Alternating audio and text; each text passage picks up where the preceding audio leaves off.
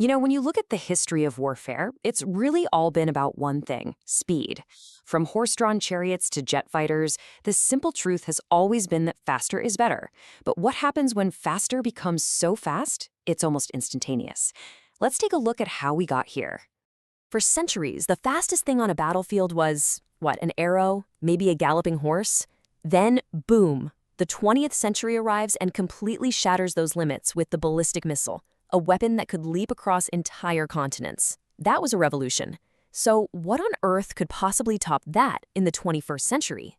Well, that next step is here, and it's a technology that is completely blurring the lines between offense and defense, and it's got the world's full attention. We're talking about hypersonic missiles, a whole new class of weapon that's so fast, so agile, it threatens to make pretty much all of our current defense systems obsolete.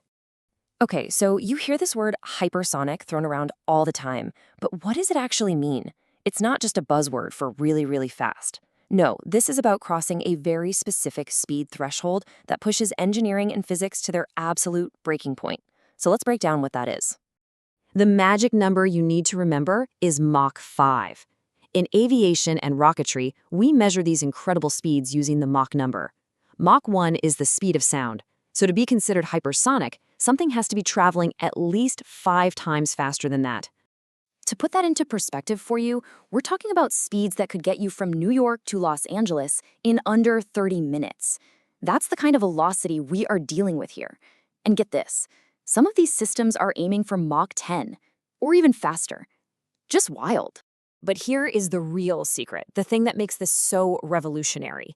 It is not just about the speed. A traditional ballistic missile is incredibly fast, sure, but it flies in this huge, predictable arc up into space and back down, kind of like a long-range cannonball. You can track it, you can calculate its path, and you can try to intercept it. Hypersonic weapons? They're a totally different beast. They fly low, inside the atmosphere, and they can bank and weave and make sharp, unpredictable turns. So now, imagine trying to hit a cannonball that suddenly behaves like a curveball while traveling at 6,000 kilometers an hour. Yeah, good luck with that. So how do they actually pull this off? Well, right now there are basically two main types, two different flavors of hypersonic weapon. First, you've got the hypersonic glide vehicle, or HGV. Think of this as a super advanced steerable arrowhead that gets launched way up high on a rocket. Then it detaches and just glides down to its target.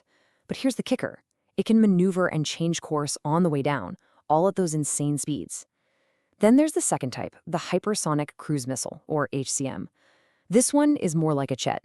It actually has a revolutionary engine called a scramjet that breathes air to fly under its own power the entire way to its target.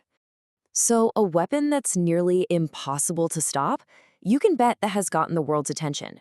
This isn't just some scientific project. It has become a full-blown, high-stakes arms race. Let's take a look at who the main players are.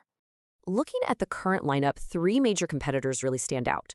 Russia claims its avant-garde HGV is already operational. China has been showcasing its DF-17, another one of these glide vehicles. And then you have the United States, which is pouring enormous resources into catching up with multiple programs like the LRHW. While the names and designs are different, the strategic goal is exactly the same: to develop an unstoppable first-strike weapon. So why the mad rush? Why is everyone pouring billions into this? It all comes down to a really important concept called strategic deterrence. For decades, the uneasy peace between major powers has been based on the idea that if one country launches a nuclear attack, the other will have enough time to see it coming and launch a devastating counterattack. It's a terrifying but weirdly stable balance. Hypersonic weapons threaten to completely shatter that balance. By reducing warning time to just minutes, they could make a surprise first strike seem winnable, and that is what makes them so profoundly dangerous. But here's the thing. Developing this technology isn't just hard, it is mind-bendingly difficult. In fact, it's one of the most complex engineering challenges anyone has ever tackled.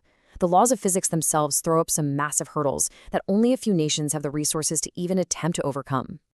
I mean, trying to build one of these is an absolute engineering nightmare. First, you have to deal with extreme heat. At Mach 5, air friction heats the missile's skin to temperatures hotter than molten lava. You need materials that can survive that, which basically don't exist in nature. Then you have to actually guide the thing. How do you steer something tearing through the atmosphere at a mile per second, all while that intense heat is trying to melt its own guidance electronics? And finally, there's the cost. Solving these problems is astronomically expensive, running into the billions and billions of dollars. Hypersonic missiles really do feel like the peak of weapon technology right now. But if history has taught us anything, it's that every ultimate weapon eventually gets replaced by something even more advanced. So, what comes next? What could possibly be faster or more powerful than this? Well, the future of warfare might branch out into some real sci-fi territory. Some experts are betting on directed energy weapons. We're talking about powerful lasers that can hit a target at the speed of light, making even a hypersonic missile seem like it's standing still.